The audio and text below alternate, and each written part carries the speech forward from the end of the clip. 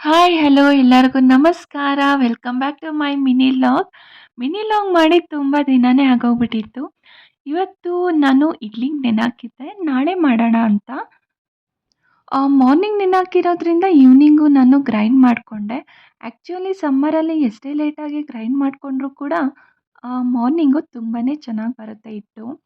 So ಒಬ್ರಿಗಾಗಿರೋದ್ರಿಂದ ನಾನು ಇಲ್ಲಿ just 1 glass rice ತೊಗೊಂಡು ಜಸ್ಟ್ ಕಾಲು ಗ್ಲಾಸ್ ಏನು ಉದ್ದಿನಬೇಳೆ ತೊಗೊಂಡು ನೆನೆ ಹಾಕಿದ್ದೆ. ತುಂಬಾ ಸಾಫ್ಟಾಗಿ ಬರುತ್ತೆ. ಆ್ಯಂಡ್ ಆಲ್ಸೋ ಈವ್ನಿಂಗು ನಾನು ಫ್ರೆಶ್ ಅಪ್ ಆಗಿ ಔಟ್ಸೈಡೇ ನಾನು ಟ್ರೈ ಮಾಡ್ಕೊತಾ ಇದ್ದೆ. ಇವತ್ತು ನಾನು ಮನೇಲಿ ತುಪ್ಪದ ದೀಪ ಹಚ್ಚಬೇಕು ಅಂದ್ಕೊಂಡಿದ್ದೀನಿ. ಯಾಕೆ ಅಂತ ಹೇಳ್ತೀನಿ. ದೀಪ ಹಚ್ಚೋದಕ್ಕೆ ಇನ್ನೂ ಟೈಮ್ ಇತ್ತು. ಇನ್ನೂ 5:45 ಆಗಿತ್ತು. ಅಷ್ಟರೊಳಗಡೆ ನಾನು ಡೈರಿ ಬರೆಯೋಣ ಅಂದ್ಕೊಂಡೆ. ನಿನ್ನೆ ಡೈರಿ ಬರೆಯೋದು ಮಿಸ್ ಆಯಿತು. ಅದಕ್ಕೋಸ್ಕರ ನಾನಿವತ್ತು ಡೈರಿ ಬರಿತಾ ಇದ್ದೀನಿ.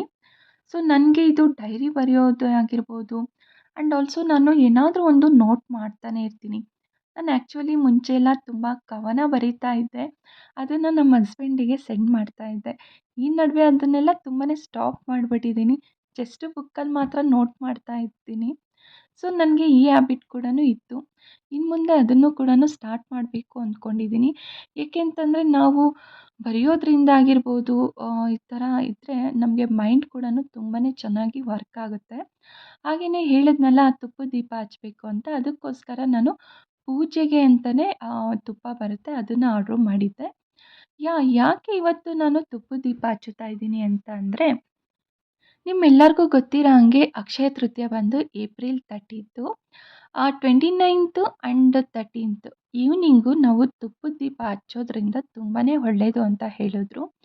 So 29th evening and 30th evening ನಾವು ಈವ್ನಿಂಗ್ ಬೆಳಿಗ್ಗೆ ಬಾಗಿಲು ತೊಳೆದು ರಂಗೋಲಿ ಬಿಟ್ಟಿರ್ತೀವಿ. ಬಟ್ ಈವ್ನಿಂಗು ಕೂಡ ಅಷ್ಟೇ ನೀಟಾಗಿ ಹೊಸ್ಲನ್ನ ನೀಟ್ ಮಾಡಿ ರಂಗೋಲಿ ಬಿಟ್ಟು ಹೂವಿನಿಂದ ಅಲಂಕಾರ ಮಾಡಿ 2 ಸೈಡನ್ನು ತುಪ್ಪದ ದೀಪ ಹಚ್ಚಿ ಮನೇಲಿ ಪೂಜೆ ಮಾಡೋದ್ರಿಂದ ತುಂಬಾ ಒಳ್ಳೆಯದು ಅಂತ ಹಿರಿಯರು ಹೇಳಿದ್ರು.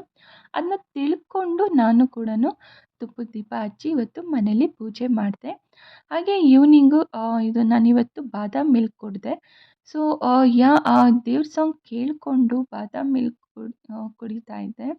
ಇವತ್ತು ಎಷ್ಟು ಮನೆಯಲ್ಲೇ ಆಗಿರ್ಬೋದು, ಮನಸ್ಸಿಗೆ ಆಗಿರ್ಬೋದು ತುಂಬಾ ಪಾಸಿಟಿವ್ ವೈಬ್ಸ್ ಇತ್ತು. ಮನೆಯಲ್ಲಿ ಯಾವಾಗ್ಲೂ ಪೂಜೆ ಮಾಡ್ತಾಯಿದ್ರೆ ನಮಗೂ ಅಷ್ಟೇ ಪಾಸಿಟಿವ್ ಆಗಿ ನಾವು ಇರೋದಕ್ಕೆ ಹೆಲ್ಪ್ ಮಾಡುತ್ತೆ.